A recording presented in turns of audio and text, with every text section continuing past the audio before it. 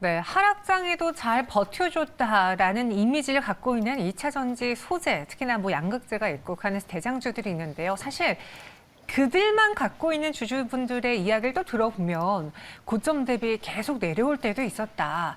몇 달을 횡보했다라는 이야기도 있었습니다.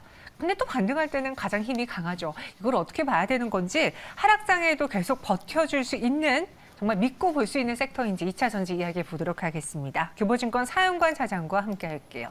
어서 오세요. 네, 안녕하세요. 네, 안녕하십니까. 네. 사실 2차 전지 소재주 네. 그냥 그 성적표만 봤을 땐 나쁘지 않아요. 좋죠. 좋아요. 네. 그런데 그 종목을 갖고 있는 분들도 네. 이게 고점에서 밀리니까 네. 불안한 거예요. 저 항상 예. 고점이 내 원금이다. 그러니까요. 네, 그러시면 안 그래서 됩니다. 네. 이거를 내가 버리고 다른 종목으로 교체해야 되나? 이러다가 또 주도주를 순식간에 뺏겨버리면 어떡하지? 고민하셨을 텐데 네. 어떻게 보셨어요? 사용관 사장님은 그냥 믿고 봐도 된다라는 그런 전망입니까? 뭐 제가 2차 전지 관련해서는 뭐 종목별로 약간의 차이는 있겠으나 언제 사도 괜찮다라고 항상 말씀을 드려왔어요. 네. 그만큼 올해 전기차 침투율이 10에서 12% 정도 될 것 같아요. 그렇다고 하면 아직까지도 남은 게 많고요. 2030년이 넘어가면 침투율이 50%로 넘어갈 것 같습니다. 그렇게 됐을 때 당연히 하이니켈단의 우리나라 밸류 체인들이 가장 큰 수혜를 받을 수가 있어요. 물론 고점에서 팔고 거기에서 현금 마련해 놨다가 저점에서 수량 늘리기 할 수 있으면 여러분들 하셔도 돼요. 근데 지금과 같은 시장 상황 그리고 기술적인 부분에 대한 공부가 굉장히 좀 많이 필요할 것 같거든요. 그런 게 안 되시는 분들이라고 하면은 괜히 다른데 눈 주지 마시고 수익률 잘 나 있다라고 했을 때에는 정말로 소폭의 등락은 그냥 참고 견디시면은 결국에는 또 신고가입니다. 네, 다 드렸어요. 네.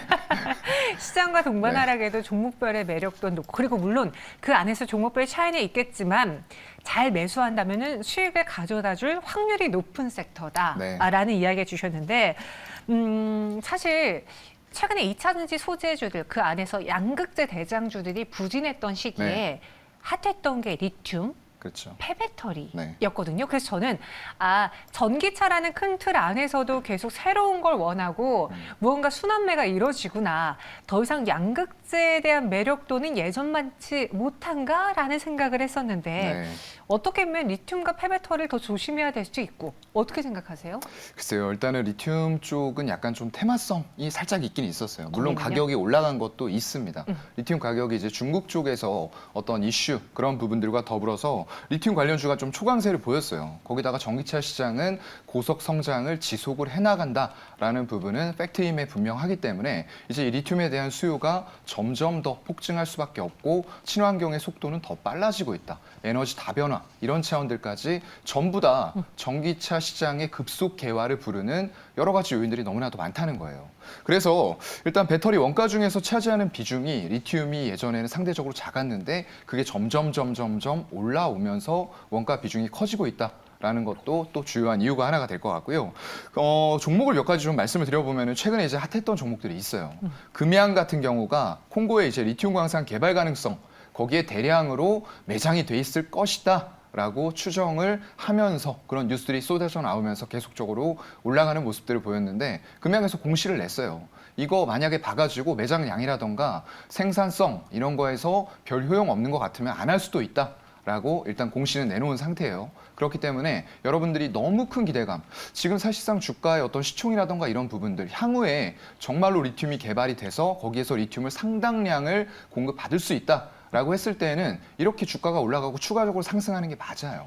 그런데 지금은 단지 기대감으로 올라가는 구간이기 때문에 지금의 주가 상승은 좀 과도하다라고 저는 좀 생각을 하고 있고요. 거기다 이제 코리아 SE 같은 경우도 굉장히 핫했죠. 이게 사실상 그 어떤 침수 피해 이런 쪽에서 앵커 그런 관련주로 묶였었는데 여기도 마찬가지로 이제 피인수 부분들이 있었어요. 리튬 플러스라는 회사에 피인수가 된다 하면서 리튬 관련주로 묶였고요. 거기다 또 최근에는 WI라고 있었죠. Y. 삼자 배정 무중을 했는데 유중했죠. 삼자 배정 유중했는데 여기에 리튬 인사이트가 참여를 했다라고 하면서 역시나 리튬 관련주로 묶여서 이런 것들이 약간 테마성을 형성한 부분이 없지 않아 있다. 근데 물론 리튬 가격이 올라가는 것도 팩트긴 합니다. 그래서 우리가 이제 좀 보는 종목들은 이런 테마성 종목들은 급등락이 있을 수가 있어요. 그래서 포스코 엠텍 같은 종목은 포스코 그룹에서 2018년에 인수한 아르헨티나 리튬 광산, 리튬 염호 이런 쪽들에게 수산화 리튬 공장을 착공을 한다. 라는 소식이 또 들려왔습니다. 그러면서 국내 최초로 리튬의 상업화를 나서는 기업이 됐어요. 그래서 이런 것들의 주가 상승 폭이라던가 변동률이 테마성 종목보다는 작을 수는 있지만 조금 더 사업이 가시화가 되어가고 있는 이런 기업들에 관심이 필요하다라고 좀 생각이 됩니다. 네, 그래서 리튬 가격이 올라서 관련주들이 상승하는 것도 이유가 있고 근거가 네. 있지만 어떻게 보면 이걸 장기적인 추세로 계속 리튬주를 보는 것보다는 하나의 테마성 매수가 조금 더 강했던 것 같다. 네, 종목별로 좀 선별이 필요하다. 네. 네. 그럼 여기에 함께 2차 전지 주들의 꼭 봐야 되는 이슈 중에 하나가 테슬라이기도 하잖아요. 네. 왜냐하면 전기차 시장에서 가장 큰 부분을 차지하고 있으니까. 맞아요. 네. 근데 최근에 그 서학기미 분들이 테슬라의 네. 주가 하락으로 인해서 네. 많이 힘들어하고 있다고 맞아요. 들었거든요. 네. 이번 실적에서 중요한 건 얘네가 인도량이 줄었는데 네. 이게 단순히 계약이 준 건지 아니면 비용이 많이 들어서 일부러 인도를 그냥 네. 덜 한 건지 이게 네. 중요하다라는 이야기를 들었거든요. 네. 글쎄요, 이게 정확하게는 원인은 알 수는 없어요. 그런데 이제 제가 봤을 때에는 테슬라가 아직까지도 독점적인 위치를 차지하고 있는 건 맞아요. 북미 지역에서 60% 이상의 점유율을 아직도 가져가고 있는데 이게 점유율이 줄어드는 건 당연합니다. 왜냐하면 그동안에는 테슬라를 대체해 줄 만한 자동차들이 없었잖아요. 그런데 이제부터는 기존의 내연기관차 공룡, GM, 포드, 폭스바겐 이런 쪽들이 전부 다 전기차로 빠르게 전환을 하면서 생산 라인을 구축하고 자동차 라인업을 갖추고 이제는 팔리는 시기라는 말이죠. 그렇게 되면은 당연히 점유율은 하락을 합니다.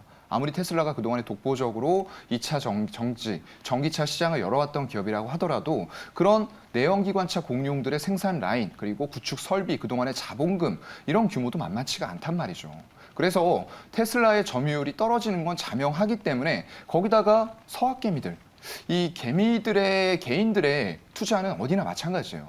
일단 개인들 많이 몰리는 쪽에는 여러분들이 시기 늦춰서 투자하는 게 좋아요. 개인들 들어갈 때 우르르 같이 들어가면은 누가 사고 누가 팔겠습니까? 기관과 외국인이 팔고 개인들이 받아가고 있는 그런 형태예요.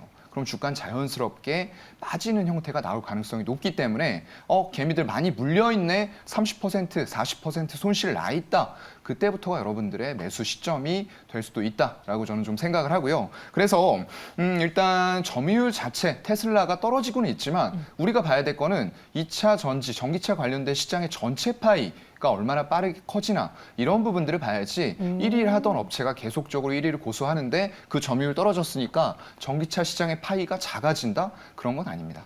네.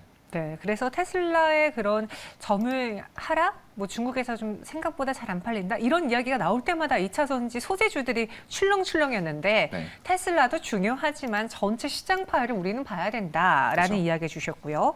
제가 개인적으로 채팅방에 그런 글을 올렸어요. 여러분 혹시 2차 전지, 그러니까 전기차와 관련된 키워드 중에서 양극재, 폐배터리, 리튬 중에 무엇을 고르시겠습니까? 라고 질문을 드렸는데 네. 뭐 세 개 다 갖고 있는 게 가장 좋다라고 하지만 네. 좋은 타이밍님 이렇게 글 올려주셨어요. 양극재가 최근에 지지부진했지만 진입장벽은 가장 높죠. 그럼요. 그래서 에코프로비엠이 그렇게 하방 지지력이 강한 건가요? 예, 그렇다고 볼 수가 있을 것 같아요. 일단은 그동안에 중국 업체들이 좀 득세를 하면서 아직까지도 점유율, 글로벌 점유율로 봤을 때는 리튬 인산철 배터리를 많이 쓰고 있어요. 네. 그런데다가 지금 경기가 좀 침체 우려로 가면서 이 동급 대비해서 비싼 전기차들을 고급화 모델을 쉽게 살 수가 있겠느냐 이런 얘기 나오고 있거든요. 그렇다고 하면은 전기차는 사고 싶은데 너무 비싸. 그렇게 되면 이제 엔트리 모델 저가형 배터리를 쓴 리튬 인산철을 탑재한 차량들이 더 많이 팔릴 가능성이 있다라는 부분이 좀 제기가 되고 있는 건데요. 일단 말씀드렸던 대로 올해 전기차 침투율이 10%를 넘어갈 것으로 보여요. 그렇다고 하면은 전기차 시장이 급속 확대되면서 결국 그 시점이 넘어간다라고 하면 기존의 어떤 소형차라던가 엔트리 모델보다는 중대형단과 SUV 이런 고급 차량들이 더 많이 팔릴 가능성들이 높다라는 거고요. 물론 경기 침체 시기는 어느 정도 이제 지나서 경기 침체가 아닌 것으로 판명이 나거나 이런 부분들이 좀 보여야 되겠죠. 그렇다고 했을 때는 결국 그런 쪽의 차량들이 많이 팔리면서 이 양극재가 말씀하신 대로 지금 경쟁력이라는 부분들이 사실상 배터리를 만드는 원가 비중과도 밀접하게 관련이 있어요. 거의 원가의 60에서 많으면 70%까지도 차지한다라고 알려져 있어요. 그렇다 보니까 핵심 소재임에는 분명하고요. 그렇기 때문에 이런 사업들을 영위하고 있는 업체들은 당연히 프리미엄을 받고 시장이 빠질 때에도 하방 지지력을 받을 수밖에 없는 그런 상황이라고 보이고요. 그렇기 때문에 에코프로 BM, LNF, 뭐 물론 최근에는 좀 이슈가 있었습니다. 정부의 어떤 기술 수출 관련된 우려, 기술 우려 때문에 이런 부분으로 주가가 좀 빠지기도 했고요. 또 SK 이노베이션 관련된 자금 조달 이슈, 이런 것들이 복합적으로 작용하면서 주가는 빠졌지만 결국에는 이런 이슈들이 있다고 했을 때 주가가 한없이 빠지지 않는다는 거죠. 우리가 언젠가는 또 신규 매수할 만한 자리들이 나타나기 때문에, 그리고서 또 이슈에 맞춰서 실적 맞춰서 주가는 또 전고 좀 넘기고 신고가에 가 있을 거고요. 그래서 이런 식으로 생각한다라고 했을 때에는 당연히 지금 양극재 업체를 저는 좀 탑픽으로 꼽고 싶고요. 물론 시간이 조금 더 흐르고 난 이후에는 폐배터리 많이 나올 겁니다. 그런데 아직은 아니에요. 그렇기 때문에 너무 먼 미래의 밸류를 당겨서 지금 투자를 하기에는 매크로적인 환경이 좋지가 않기 때문에 당장 숫자가 나왔고 앞으로도 계속 증가해 나갈 이런 쪽에 선투자를 하는 게 맞다라고 보입니다. 그럼 오늘 저희가 앞서 상황실에서 해성 DS 이야기를 했었어요. 네. 실적이 너무 잘 나왔는데 이번에도 역대 최고인데 피크아웃 우려 때문에 주가가 그 실적을 담지 못하고 있다라고 했는데 네. 이 에코프로 BM을 포함한 양극재들의 경우에도 지금 피크아웃이라는 이 걱정을 하긴 너무너무 시기상조라는 거죠. 네, 상당히 저는 시기상조라고 생각을 해요. 네. 아무리 이제 인플레이션 우려라던가 여러 가지 요인들이 있다 손 치더라도 계속적으로 실적은 성장을 해나갈 수밖에 없고요. 판가 인상 부분들도 이제 이루어지는 부분들이 있기 때문에 결국은 전기차 수요가 다시 나중에 힘차게 폭발할 때가 올 거예요. 경기 사이클 상에서 침체를 벗어나서 다시 유동성이 풀리는 시기, 금리가 낮은 시기에는 사람들의 더욱더 이런 전기차에 대한 소비가 커질 수밖에 없다라고 보거든요. 그렇게 봤을 때 전기차 침투율 이제 10%가 이제 돼가는 수준인데 여기에서 피크아웃을 논하기에는 너무 이르다라고 생각을 합니다. 또 다른 코스닥의 그 양극재의 한 축이 LNF잖아요. 네.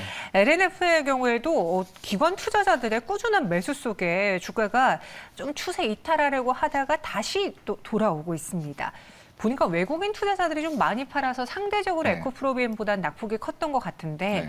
이 회사도 에코프로비엠과 동일시하게 접근해도 괜찮아요? 약간의 차이가 있습니까? 네, 일단 차이점은 조금 있긴 있어요. 네. 아무래도 에코프로 그룹주 같은 경우에는 기술, 수직 계열화가 되어 있어요. 그게 강점이기 때문에 인플레이션 감축 법안 이런 것들로부터 상대적으로 경쟁사보다 더 자유롭다라는 강점을 가지고 있는 거고요. LNF 같은 경우에는 사실상 얼마 전까지만 하더라도 에코프로 BM 여러 가지 안 좋은 이슈들 덕분에 빠질 때 LNF 같은 경우에는 신고가 계속 행진했었어요. 근데 최근에는 아까 말씀드렸던 정부의 미국 공장 어떤 진출 불허 이런 부분들이 이제 이슈로 작용을 하면서 단기 조정을 줬었던 거죠. 근데 오히려 이런 부분들을 아까도 말씀드렸던 대로 매수의 기회로 우리는 이걸 가지지 못했을 때 배아파만 하지 말고 이런 이슈 나왔네. 어차피 나중에는 다시 갈 거니까 어디에서 사야 되는지 이런 걸 고민을 해야 되는 부분이라고 저는 생각을 하거든요. 그래서 테슬라 아까 말씀드렸던 대로 점유율 자체는 하락합니다. 그런데 테슬라가 뽑아내는 생산량은 점점 더 증가가 되고 있어요. 그런데 다른 업체들, 기존의 내연기관차 공룡들이 생산을 하면서 판매가 원활하게 이루어지고 보조금 혜택, 기존에 제한이 있던 부분들 다 풀어주고 하니까 이런 것들 때문에 점유율이 떨어지는 그런 착시 효과가 나오는 거지 생산량 자체는 제가 볼 때는 절대적으로 줄어들기는 힘든 구조다라고 좀 생각을 하고요. 그러면서 일단 신공장 가동률까지 상승이 되고 있고 거기다가 NCMA, 니켈, 코발트, 망간, 알루미늄 이런 기반의 수요는 지속이 되고 있는 상황이기 때문에 향후에 에코프로 BM만큼 수직 계열화가 아직 되어 있지는 않지만 결국 두 개는 같은 맥락입니다. 우리는 양극재, 하이니켈단에서 이런 양극재 업체들 같이 주목할 필요는 충분히 있어 보인다라고 생각을 합니다. 네. 그럼 이야기를 지금까지 쭉 들어봤을 때 사용관 차장님은 2차 전지 소재에 대해서 아직 믿고 네. 투자 가치가 높다라고 평가하시는 것 같아요. 네. 2차 전지 소재주에 대한 대응 전략, 전반적인 전략과 함께 그 안에서 우리가 옥석을 또 가려야 되니까 네. 예전처럼 2차 전지라고 붙었다고 다 가는 게 아니더라고요. 그렇죠. 확실히 우리가 많이 아는 종목, 저희가 앞서 리포트에서 다뤄봤지만 천보라는 종목은 네. 고점 대비 많이 내려와 있어요. 맞아요. 소재주 안에서도 믿고 반등시 강하게 갈 만한 소재주를 좀 골라주세요. 네. 아무래도 양극재죠. 예, 이제 첨보 같은 경우에는 네. 초기에 폭발적인 성장이 보이긴 했어요. 그런데 아까 말씀드렸던 대로 원가 비중을 가장 많이 차지하는 게 뭐냐? 이게 중요한 거예요. 거기에서 양극재가 70%를 차지해 버리면 나머지들은 그렇게 크지가 않다라는 거예요. 그런데 이제 포스코 케미칼 같은 경우는 조금 예외죠. 기존의 음극재 이런 부분들에다가 실리콘, 무음극재 이런 얘기도 나오고 있고 거기다 더불어서 양극재까지 지금 대규모 공급 공시를 또 했었잖아요. 그렇기 때문에 양극재와 음극재라는 두 개의 축을 같이 영위하고 있는 프리미엄을 받아서 주가가 어려운 시기에도 굉장히 많이 올라가는 이런 모습들을 보여줬고요. 이게 지금의 이런 양극재 업체들의 수주 공시가 이걸 생각해 보셔야 돼요. 앞으로 여기에서 끝나고 안 나올까? 그렇지 않습니다. 왜냐하면 이걸 생각하셔야죠.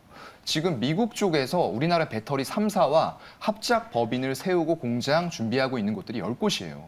그렇다고 하면 거기에서 어떤 양극재 쓰겠습니까? 이것만 생각해 봐도 답은 이미 나와 있어요. 여러분들이 이제 실행력만 필요할 뿐이고요. 다만 이제 우리는 어디에서 사야 되는지 이런 부분을 고민하는데 에코프로 BM 같은 경우에는 지금 이제 61선 매물대 하단까지 올라와 있어요. 11만 원 부근까지 올라와 있기 때문에 여기가 이제 저항대로 한번 작용할 가능성은 있습니다. 그래서 지금과 같은 시장에서 너무 여기 오른 상태에서 보였는데 바로 산다 이렇게 생각하지 마세요. 왜냐하면 아까 말씀드렸던 대로 경기 침체 우려가 어느 정도는 있는 상황, 그리고 미국에서는 아직까지도 금리를 한 150bp 정도는 올릴 여유가 남아 있어요. 그렇다고 하면은 바로바로 전기차, 고급차 비싼데 이거 좀 고민해볼까? 내년에 살까? 이렇게 생각할 수도 있단 말이죠. 그래서 에코프로 BM은 조금 기다려 보시고요. LNF 같은 경우에도 마찬가지입니다. 이제 바닥 잡고 지금 올라오고 있는 단계인데 여기에서 큰 흐름들 자체는 사실상 없는 것 같아요. 여기에서 산다 얘기를 드리기는 어려운데 그냥 지금 구간에서 에코프로 BM도 그렇고 한 번에 지금 내가 가진 자산의 100%를 이 시점에서 밀어 넣는다. 이게 아니고요. 조금씩 분할을 해서 평단가를 높여도 되고 낮춰도 상관없습니다. 어차피 여기에서 사는 건 제가 볼 때는 고만고만할 것 같아요. 다만 이게 너무 짧은 시기를 보지 마시고 내년 상반기, 내년 하반기, 그리고 우리가 2024년, 5년 이렇게 생각을 하신다라고 하면은 지금 상태에서 이것만큼 편한 마음으로 주가가 빠진다고 하더라도 결국은 회복력이 빠릅니다.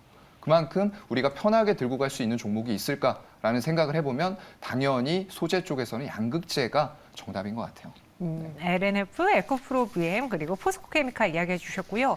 지금 코스닥에서는 이 2차 전지 주주들이 강하다면은 코스피에서는 반도체 주주들이 강해요. 네. 근데 요거를 업종의 차이로 가져가야 되는 건지 아니면 그냥 지금 수급이 들어오면서 시총 상위단에 있는 반도체 2차 전지가 오르는 건지 네. 좀 헷갈려서요.